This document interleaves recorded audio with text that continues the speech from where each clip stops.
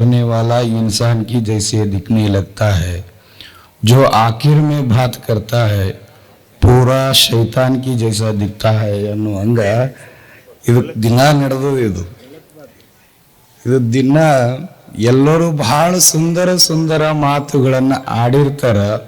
ಕೊನೆಗೆ ತಂದು ನನ್ನ ಮುಂದೆ ಮೈಕ್ ಇಡ್ತಾರ. ಅವಾಗ ಪಂಕ್ತಿದು ಗೊತ್ತದಲ್ಲ ನಿಮಗೆ, ಊಟಕ್ಕೆ ಕುಂತ್ರ ಕೊನೆ ಪಂಕ್ತಿ ಕುಂದರಬಾರ್ದತ್ತು, ಉಳಿದಿದ್ದು ಬಳದಿದ್ದು ನೀಡ್ತಾರ. ಹಂಗ ಇದು ಬಹಳ ಅನಿವಾರ್ಯ ಮತ್ತು ಬಹಳ ಒಂದು ರುಚಿಕರವಾದದ್ದು ಸಂದರ್ಭ.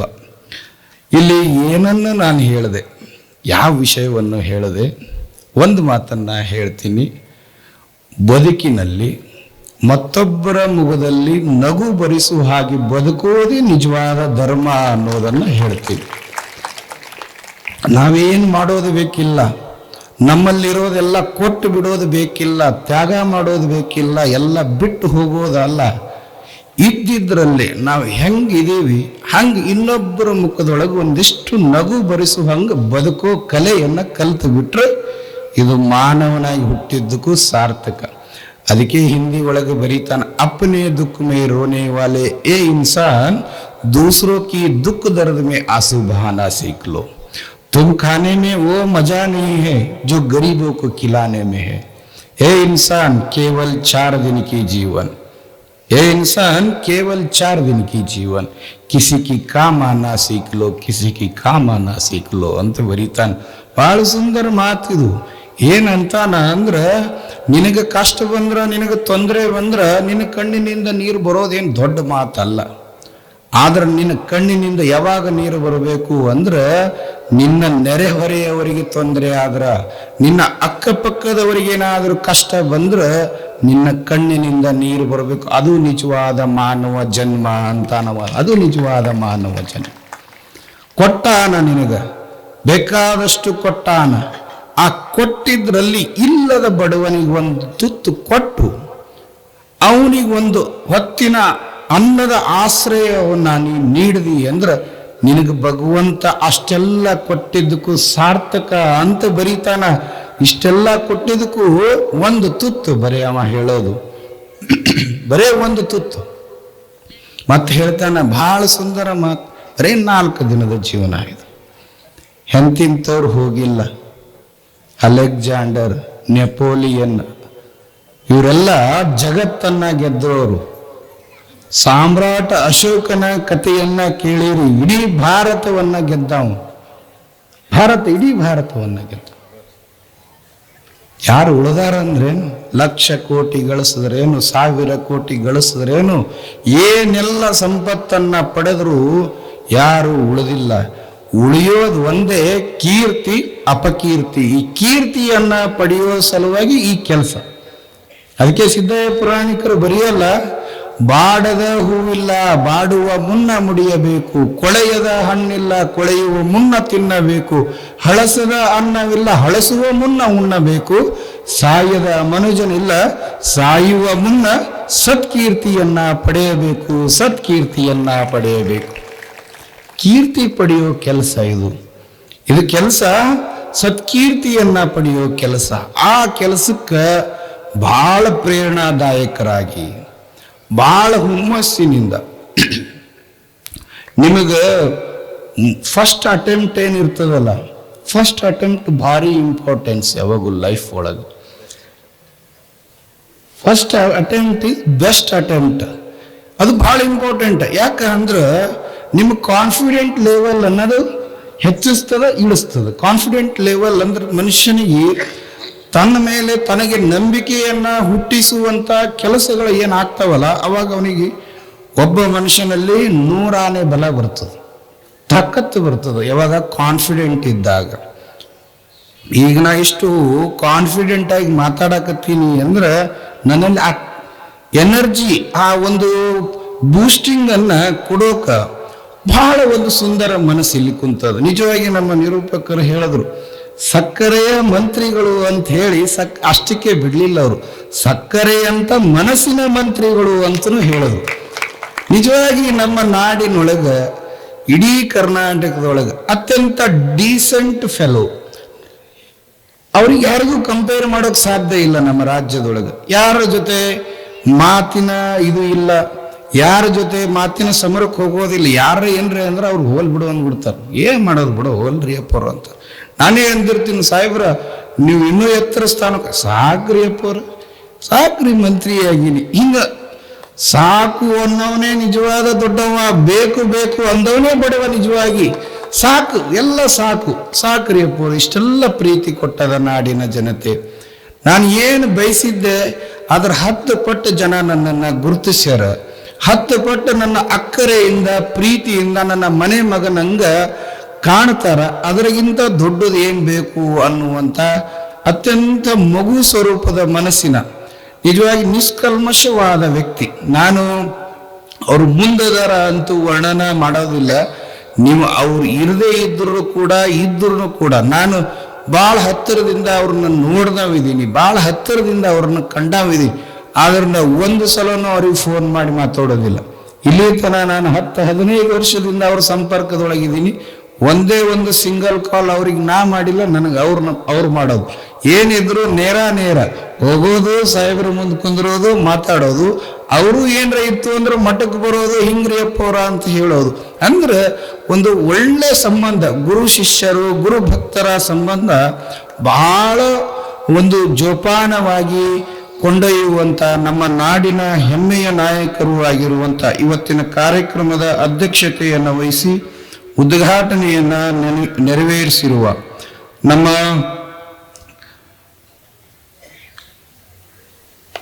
ಶಿವಾನಂದ್ ಪಾಟೀಲ್ರು ಸಕ್ಕರೆ ಮತ್ತು ಜವಳಿ ಕೈಗಾರಿಕೆಯ ಸಚಿವರು, ನಮ್ಮ ಕರ್ನಾಟಕ ರಾಜ್ಯದ ಮಂತ್ರಿಗಳು ಆಗಿರುವಂತ ಅವರನ್ನ ಒಳಗೊಂಡು ಇಲ್ಲಿ ಹೆಚ್ಚು ಕಡಿಮೆ ನಮ್ಮ ಭಾಗದ ಎಲ್ಲ ಕಣ್ಮಣಿಗಳದಾರೆ. ಇಲ್ಲಿ ಮ್ಯಾಲ್ ಕುಂತವ್ರು MR ಪಾಟೀಲ್ರು ಇರ್ಬೋದು, ನಮ್ಮ ಅಶೋಕ್ ಗೌಡ್ರು ಇರ್ಬೋದು, ನಮ್ಮ ಶ್ರೀಮಂತ ಇಂಡಿ ಸಾಕೋರ್ ಇರ್ಬೋದು. ಅವ್ ಬರೇ ಹೆಸರಿನೊಳಗೆ ಶ್ರೀಮಂತ ಅಲ್ಲ, ಅದಲ್ಲ ಸಕ್ಕರ, ಎಲ್ಲದ್ರಾಗೂ ಶ್ರೀಮಂತ ಅವ. ನಾ ಹೋಗಿ ಜೋಳಿಗೆ ತೊಗೊಂಡು ನಿಂತ್ರೆ ಜೋಳಿಗೆ ತುಂಬುವಂತ ಶ್ರೀಮಂತ ಇಂಡಿ ಸಾಕೋರ್ ಅವ.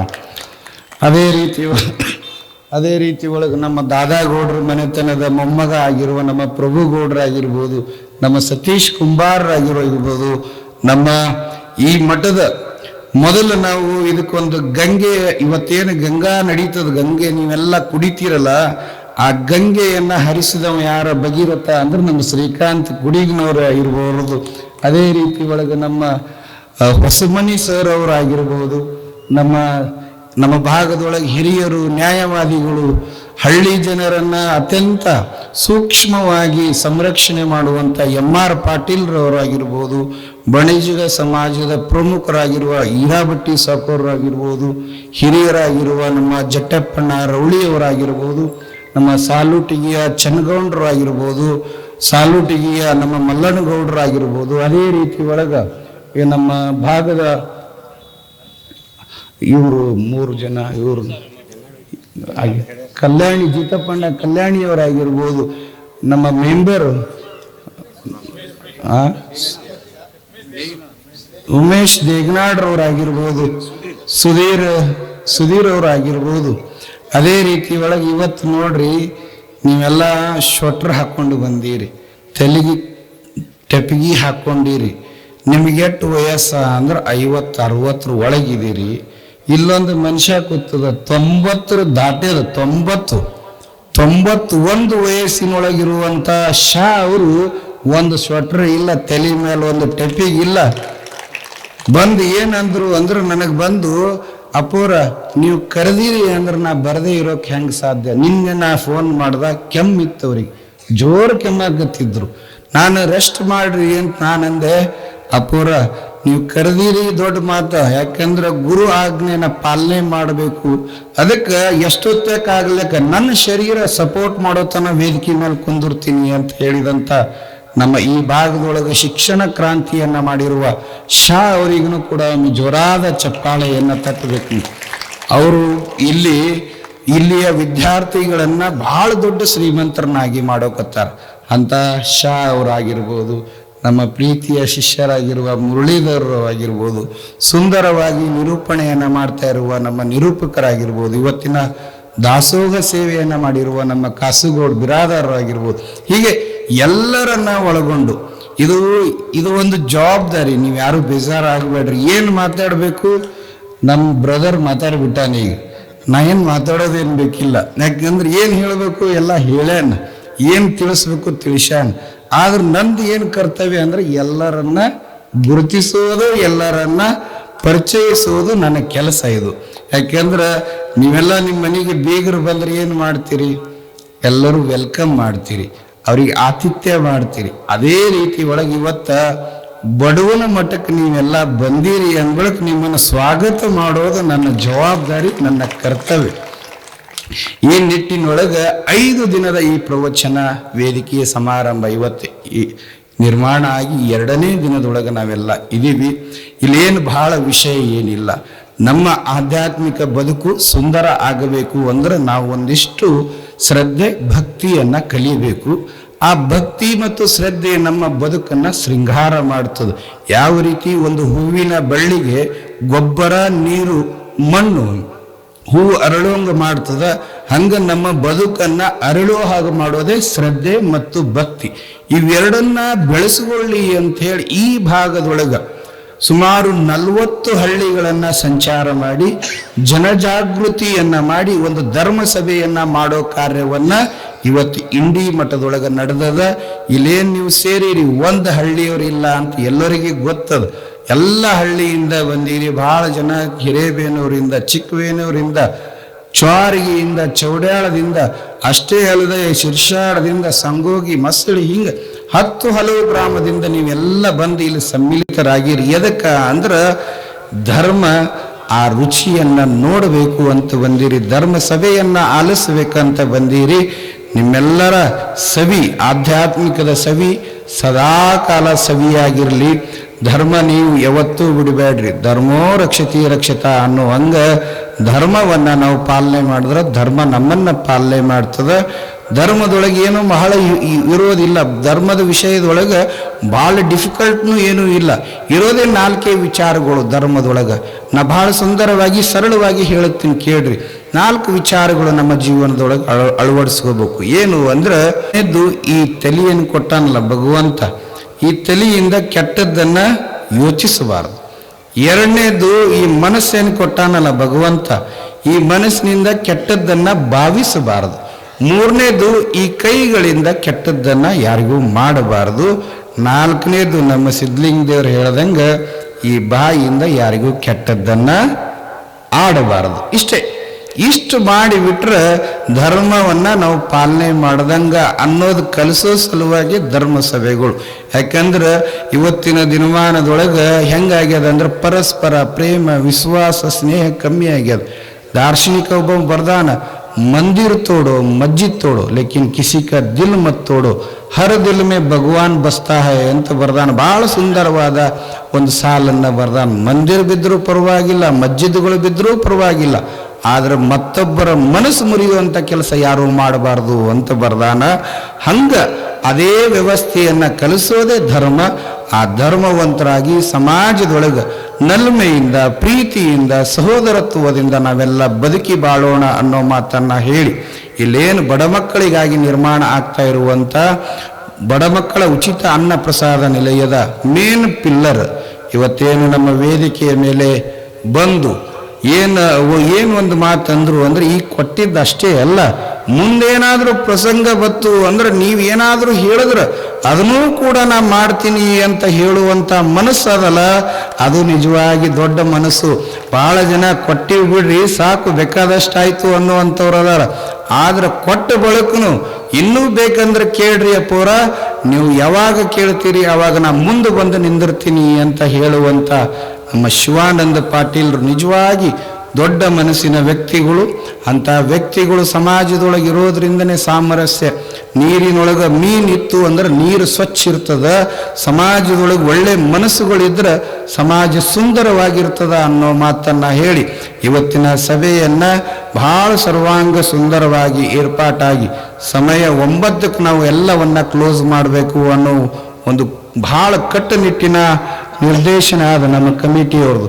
ನಮ್ಮ ಅನಿಲ್ ಪ್ರಸಾದ್ ಭಾಳ ಸ್ಟ್ರಿಕ್ ಒಂಥರ ಹೆಡ್ ಮಾಸ್ಟರ್ ಇದ್ದಂಗೆ ಅವ ಒಂದೇ ಮಾತು ಹೇಳ್ತಾನೆ, ಅಬ್ಬರು 9 ಕ್ಲೋಸ್.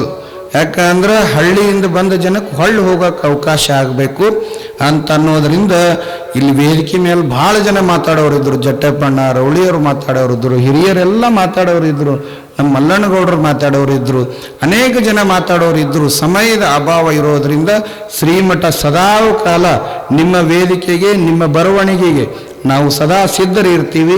ನಡೆಯುವಂಥ ಮುಂಬರುವಂಥ ದಿನಮಾನದ ಸಭೆಗಳನ್ನು ನಿಮಗೆ ಮುಕ್ತವಾಗಿ ವೇದಿಕೆಯನ್ನು ಈ ಮಠ ಕೊಡ್ತದ ಅನ್ನೋ ಭಾವನೆ ಮತ್ತು ಭರವಸೆಯನ್ನು ವ್ಯಕ್ತಪಡಿಸಿ ಬಂದಂಥ ಎಲ್ಲ ಭಕ್ತರಿಗೆ ಭಗವಂತ ದಯಾನಿಧಿಯಾಗಿರುವಂಥ ಭ್ರಮರಾಂಬ ಸಹಿತ ಮಲ್ಲಿಕಾರ್ಜುನ ಮಹಾಸ್ವಾಮಿ ತಮ್ಮ ಮನೆ ಮಕ್ಕಳನ್ನು ವಿದ್ಯಾವಂತರನ್ನಾಗಿ ಮಾಡಲಿ, ಬುದ್ಧಿವಂತರನ್ನಾಗಿ ಮಾಡಲಿ ಮತ್ತು ಒಳ್ಳೆ ಒಂದು ಸುಸಜ್ಜಿತ ವ್ಯಕ್ತಿಯನ್ನಾಗಿ, ಸಂಸ್ಕಾರವಂತ ವ್ಯಕ್ತಿಯನ್ನಾಗಿ ಹೊರಹೊಮ್ಮಿಸಲಿ ಅನ್ನುವ ಆಶೀರ್ವಾದವನ್ನು ಆ ಭಗವಂತನಲ್ಲಿ ಕೇಳಿಕೊಂಡು ನನ್ನ ಮಾತುಗಳನ್ನು ಪೂರ್ಣಗೊಳಿಸುತ್ತೇನೆ. ಓಂ ಶಾಂತಿ ಶಾಂತಿ.